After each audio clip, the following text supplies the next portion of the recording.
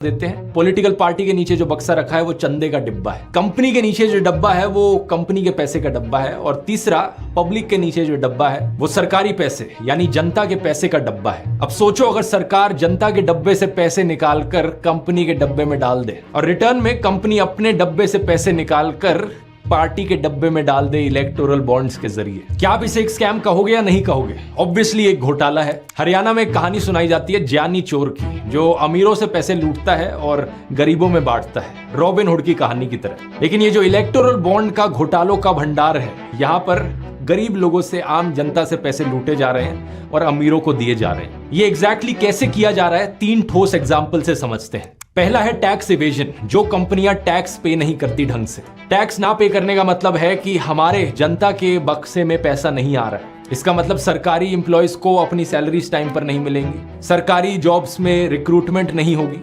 School hospitals की conditions improve नहीं करी जा सकेंगी, क्योंकि जनता का पैसा जो जनता की भलाई के लिए इस्तेमाल किया जाना था वहां पर कमी हो रही है। अब ऐसे केस में अगर कोई कंपनी अपने टैक्सेस पे नहीं कर रही है तो सरकार को क्या करना चाहिए?